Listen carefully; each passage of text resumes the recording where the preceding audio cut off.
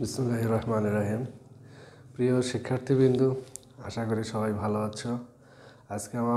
আজকে আবার আমি হাজির হয়েছি নবম দশম শ্রেণীর গণিত বিষয়ের 16 অধ্যায় পরিমিতি অংশ নিয়ে আমি আজকে আলোচনা করব। এখানে আমি একটা সৃজনশীল প্রশ্ন রেখেছি। প্রশ্নটা হচ্ছে এরকম যে একটি সমবাহু ত্রিভুজের প্রত্যেক বাহুর দৈর্ঘ্য 2 মিটার বাড়ালে এর ক্ষেত্রফল 6√3 বর্গমিটার বেড়ে যায়। ক নম্বর প্রশ্ন বলছি, একটি ত্রিভুজের দুটি বাহুর দৈর্ঘ্য 25 সেন্টিমিটার ও 27 সেন্টিমিটার এবং পরিসীমা 84 সেন্টিমিটার। ত্রিভুজটির ক্ষেত্রফল নির্ণয় করো। খ নম্বরে রেখেছি ত্রিভুজটির বাহুর দৈর্ঘ্য নির্ণয় করো। গ নম্বরে অপর একটি সমবাহু ত্রিভুজের অভ্যন্তরস্থ একটি বিন্দু থেকে বাহু তিনটির উপর অঙ্কিত লম্বের দৈর্ঘ্য যথাক্রমে 6 সেন্টিমিটার, 7 সেন্টিমিটার ও 8 সেন্টিমিটার। ত্রিভুজটির বাহুর দৈর্ঘ্য ও ক্ষেত্রফল নির্ণয় করতে হবে। ওকে, তো শুরু করা যাক। প্রথম প্রশ্ন হচ্ছে যে একটি ত্রিভুজের দুটি বাহুর দৈর্ঘ্য 25 সেন্টিমিটার ও 27 সেন্টিমিটার এবং পরিসীমা আছে 84 সেন্টিমিটার। ত্রিভুজটির ক্ষেত্রফল নির্ণয় করতে হবে। এক্ষেত্রে আমাদের ধারণা আছে যদি দুটি ত্রিভুজের দুই বাহু দেওয়া থাকে এবং পরিসীমা দেওয়া থাকে, সেক্ষেত্রে ত্রিভুজের ক্ষেত্রফলটা আমরা এইভাবে নির্ণয় করতে পারি। দেখো দেওয়া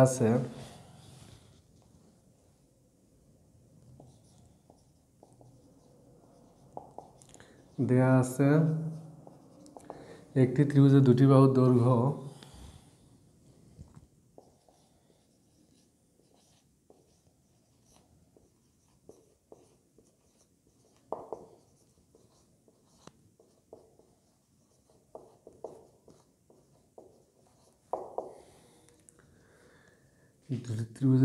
একটা এ ইকুয়াল আমরা লিখতে পারি 25 সেন্টিমিটার, বি ইকুয়াল লিখতে পারি 27 সেন্টিমিটার। আর যেহেতু পরিসীমা 84 সেন্টিমিটার দেওয়া আছে, তাহলে এখান থেকে আমরা তৃতীয় বাহুর দৈর্ঘ্যটাও বের করে নিতে পারি। তো অতএব সি ইকুয়াল অপর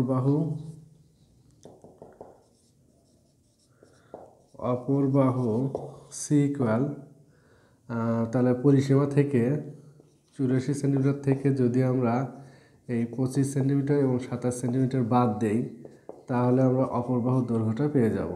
5 7 12 2 হাতে 1 2 3 4 1 5 2 5 3 8 32 সেন্টিমিটার। তাহলে 25 27 এবং 32 এবং তিন বাহুটা এটা 3 রকম কাজে এই ত্রিভুজের ক্ষেত্রফলটা আমরা বিষমবাহু ত্রিভুজের ক্ষেত্রফলের সাহায্যে বের করতে পারি। তো অতএব ত্রিভুজের ক্ষেত্রফল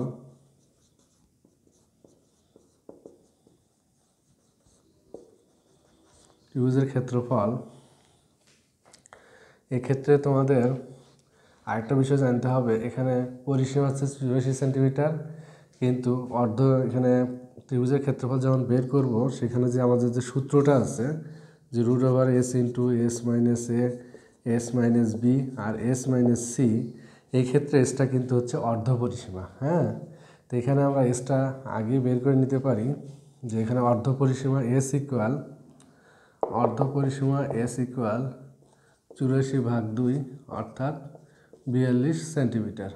ওকে, এখন এই মানগুলো আমি এখানে বসায় দিচ্ছি। তাহলে কত হচ্ছে 42 মাইনাস 25, 42 মাইনাস 27, 42 মাইনাস 32। ওকে, তাহলে এখান থেকে আমরা বের করতে পারি 42 গুণন 25 থেকে, তাহলে এখানে হলো 5 7 12 হাতে 1 3 1 1 17, আর এখান থেকে 7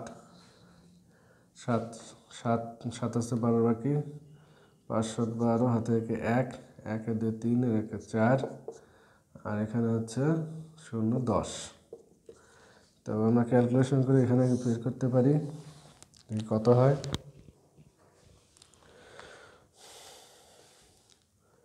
42 গুণন 17 গুণন 15 গুণন 10, আমরা পেয়েছি 1071 শূন্য শূন্য। ওকে, তো বর্গমূল করলে আমরা পাচ্ছি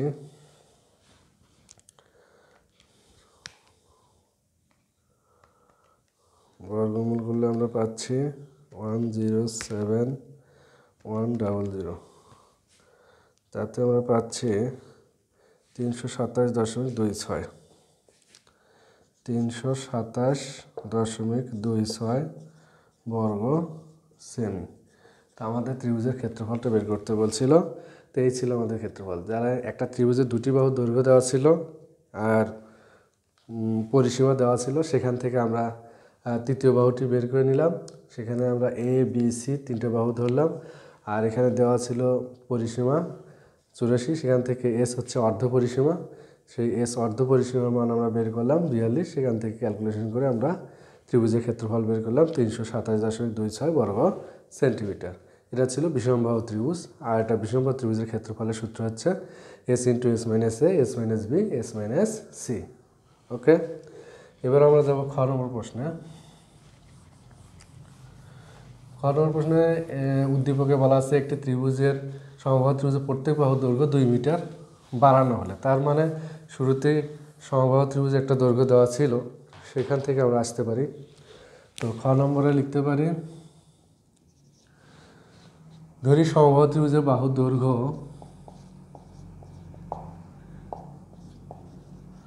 সমবাহু ত্রিভুজের বাহুর দৈর্ঘ্য এ মিটার। অতএব সমবাহু ত্রিভুজের ক্ষেত্রফল, আমরা জানি যে সমবাহু ত্রিভুজের এক বাহু দৈর্ঘ্য জানা থাকলেই তার ক্ষেত্রফল বের করা যায়। তো √3/4 a স্কোয়ার বর্গ মিটার। যেহেতু প্রশ্নে বলা হয়েছে যে প্রত্যেক বাহুর দৈর্ঘ্য 2 মিটার বাড়ানো হয়েছে, তাহলে প্রত্যেক বাহুর দৈর্ঘ্য 2 মিটার বাড়ালে প্রত্যেক বাহুর দৈর্ঘ্য 2 মিটার বাড়ালে বাহুর দৈর্ঘ্য হবে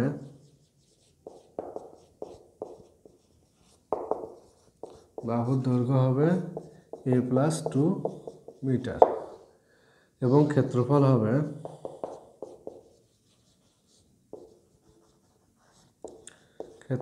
হবে কি √3/4 a + 2 হোল স্কোয়ার। কারণ 2 মিটার বাড়ানোর পরেও ত্রিভুজটি সমবাহু ত্রিভুজই থাকবে। তো ওখানে বলা আছে যে 2 মিটার বাড়লে ক্ষেত্রফল 6 √3 বর্গমিটার বেড়ে যায়। তাহলে প্রশ্ন মতে আমরা কথাটা এইভাবে লিখতে পারি যে √3/4 a + 2 whole square minus √3/4 a square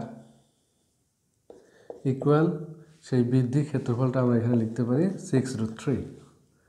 তো এখান থেকে আমি √3/4 কমন নিলাম, আর সূত্র অনুযায়ী এখান থেকে লিখতে পারি square plus 4a + 4 minus a square equal 6√3, বা স্কোয়ার স্কোয়ার কেটে দিতে পারি। তাহলে 4a + 4 ইকুয়াল আমরা এখানে লিখতে পারি 6√3 গুণন 4 /√3, বা 4a + 4 ইকুয়াল √3 কেটে দিলাম 4 × 6 = 24, বা 4a ইকুয়াল 24 থেকে 4 বাদ দিলে 20, অতএব a ইকুয়াল 4 × 5 = 20। তাহলে ত্রিভুজটির বাহুর দৈর্ঘ্য চাওয়া হয়েছিল, তাহলে সেই সমবাহু ত্রিভুজটির বাহুর দৈর্ঘ্য ছিল 5 মিটার। ওকে, এবার আসি আমরা গ নম্বরে। বলছি যে অপর একটি সমবাহু ত্রিভুজের অভ্যন্তরস্থ একটা বিন্দু থেকে 3টে বাহুর উপরেই লম্ব আঁকা হলো। তো তাহলে সেই ত্রিভুজটির বাহুর দৈর্ঘ্য এবং ক্ষেত্রফল কত ছিল? তা আমরা এই প্রশ্নটা একটু সলভ করব। তোমরা মনোযোগ দিয়ে দেখো। তাহলে একটা সমবাহু ত্রিভুজের ভেতরের কোনো বিন্দু থেকে বলা হয়েছে। তো আমরা একটা সমবাহু ত্রিভুজ এঁকে নিচ্ছি। তার অভ্যন্তরস্থ একটা বিন্দু নিতে পারি। এটা ধরো এ বি সি ত্রিভুজ।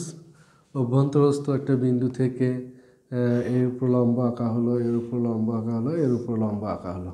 ওকে, সেই লম্বটা বলা হয়েছে যে লম্ব মনে করে এটা ছিল ও আমরা এটা বলতে পারি ও ই ও এফ আর হলো ও ডি। তো এখান থেকে বলা হয়েছে একটা 6, 7 আর 8 সেন্টিমিটার। তো এখান থেকে আমরা বাহুগুলো ও বি যোগ করলাম, ও এ যোগ করলাম এবং ও সি যোগ করে 3টা ত্রিভুজে বিভক্ত করে দিলাম। তো আমরা সলভ এভাবে করতে পারি যে মনে করি সমবাহু ত্রিভুজের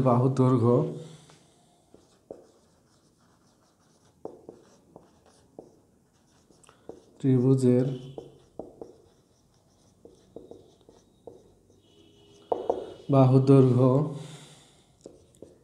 এ বি সমান বিসি সমান এসি সমান এ সেন্টিমিটার। যেহেতু সমবাহু ত্রিভুজ তাই প্রত্যেক বাহুর দৈর্ঘ্য তো সমান হবেই। তো এখান থেকে আমরা ও থেকে বাহুগুলো যোগ করে নিতে পারি বিন্দুগুলো। এখন ও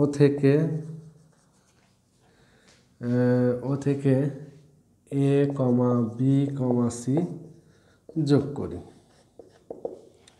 তাহলে এ বি সি ত্রিভুজটি 3টি ত্রিভুজে বিভক্ত হলো না? হ্যাঁ, তাহলে এখানে আমরা পাইলাম যে ত্রিভুজ ক্ষেত্র এ বি সি সমান ত্রিভুজ ক্ষেত্র ও এ বি প্লাস ত্রিভুজ ক্ষেত্র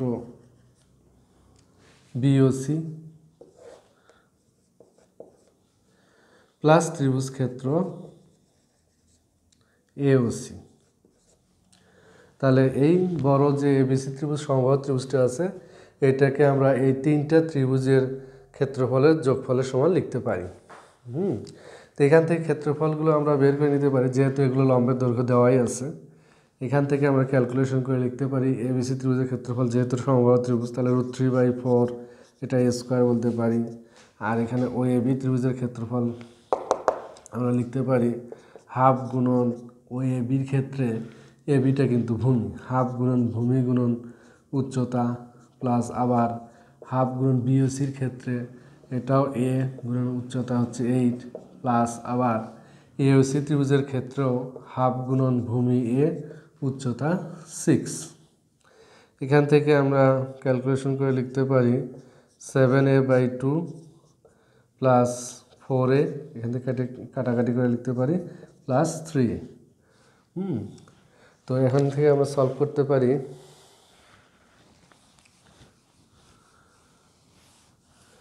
এভাবে লিখতে পারি যে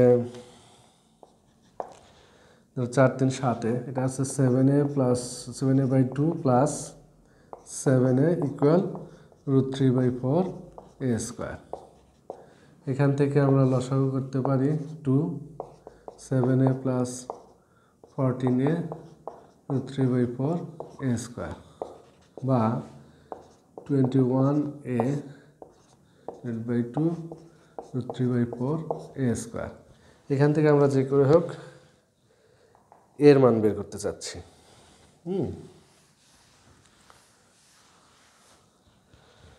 তো দুই পাশে যদি আমরা এ দ্বারা ভাগ করি তাহলে এখানে পাচ্ছি আমি 21 ইকুয়াল √3/2 ইন্টু এ, 2 দ্বারাও গুণ করছি, বা √3 ইন্টু এ 21 2 42, বা এ ইকুয়াল 42/√3।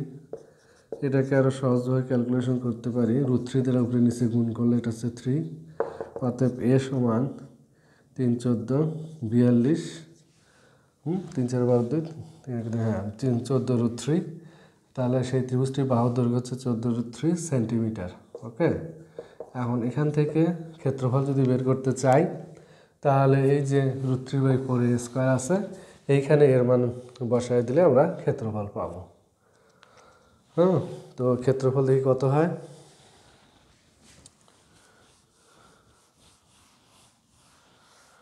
অতএব ত্রিভুজের ক্ষেত্রফল √3/4, এই যে এর জায়গায় আমি বসাবো 14√3a²,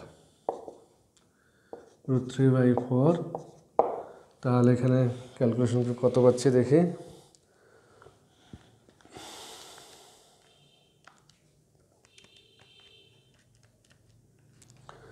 তাহলে ব্র্যাকেট 14√3 ব্র্যাকেট ক্লোজ স্কোয়ার সমান পাচ্ছি 588।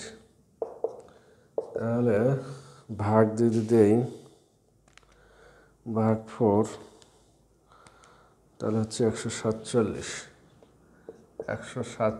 √3 বর্গ সেমি, এটাই রাখতে পারি। তো এই ছিল আমাদের আজকের পরিমিতি অংশের আলোচনা।